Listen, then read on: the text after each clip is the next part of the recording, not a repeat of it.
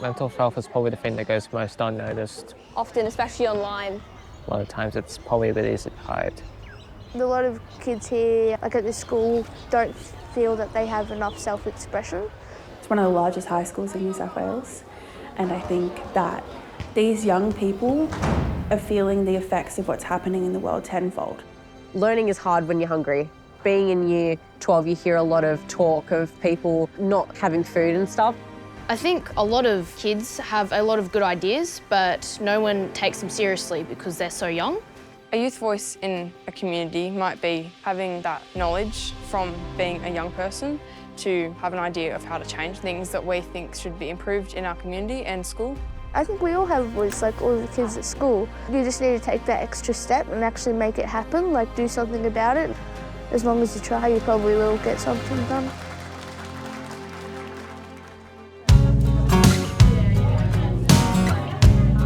It's been a long time since I've been a teenager. When they look at the world, they see it very differently to, say, myself. And I think the community underestimate the actual depth to what these young people are thinking and feeling.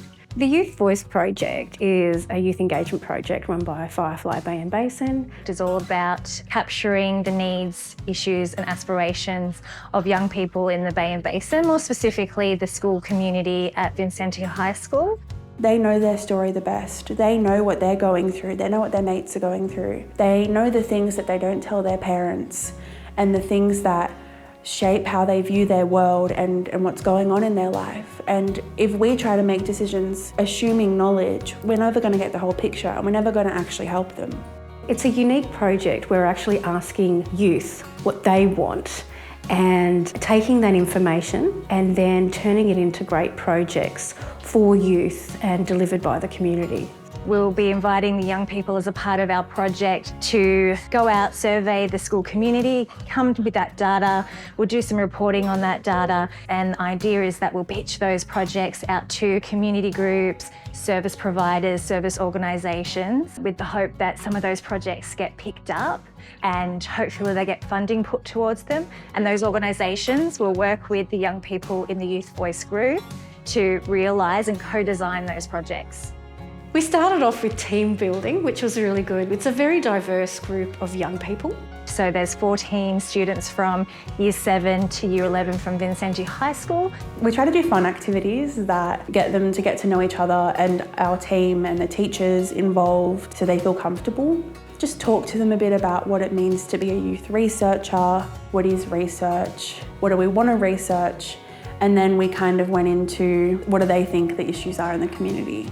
And they identified things like mental health, there's not enough health services down here, and that there's a lot of support for students and young people with disabilities.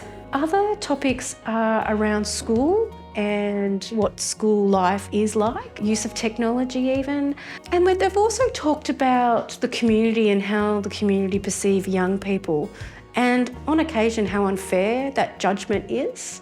With research, you can find out lots of different things, whether that be about someone's hobbies or just finding out different people's ideas and like maybe having a different perspective on things that we don't have.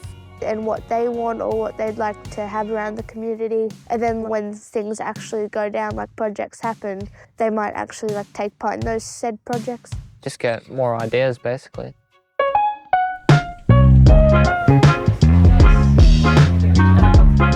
Our trip to Western Sydney University was a really great experience, not only for the kids but also us adults. We're working with the Teach team and we're doing peer researcher training with the academics here at the university. So today they were learning about research generally, and the aim of it was really to help them understand how we develop a survey. Part of that was looking at how you set up a survey, what are the types of questions, what are the tools in those questions, as in, do they use a Likert scale or is it a yes-no sort of response? It's sometimes really hard for even academics to answer really big questions, and a lot of the time what they'll end up doing is breaking that down into smaller steps and taking a really hard look to find out what's missing. The youth of today and even younger children have a lot of power that isn't tapped into. When their ideas are not actioned, it can be very self-defeating for them. because they have such great ideas. I've found there's a certain truth nature to a child or a youth voice that you don't necessarily get all the time with adults, especially when you're asking some of the simplest questions. You'll get some amazing answers coming at you. You can see when you look at what they come up with that they're deep thinkers and they're critical thinkers, and often they're not given the space to do that. We worked together on formulating the survey questions. Brainstorm questions, perfect the questions, figure out how to lay things out of it. Take in data and like combine it all up into different sections and like categorize it. We're also trying to not make them too open-ended because that could overcomplicate things a bit. So it's not just one person's answers, it's multiple people's answers and questions and statements and arguments. And it gives professionals something to go off of and us to actually say that there's a problem. Also to kind of like help you prove your point of what like you want to do or help the community with. When we've learnt some surprising things like the clubs, kids aren't really like partaking in those as much as the teachers would hope, I'm sure. We got a lot of data about students wanting to do more activities and interests in activities that are easy to access and accessible for everyone, whether you're far away from them or you don't have the money for them. So our project is all about revamping the Basin View BMX track because it's really run down and an eyesore for the community. And if they want to be active and healthy, then they can go outdoors. And it'd be free for anyone who just wants to go there and hang out. And the roads to be fixed, like just simple things like that, just because they're a bit dodgy, you know. We wanted to extend the Breakfast Club to 5 days a week instead of 3. 88% of kids that took the survey of 170 responses actually said that they use the Breakfast Club. We want more dietary options for kids with restrictions. Like gluten-free bread, lactose-free milk, and maybe even sandwiches and snacks would be really nice.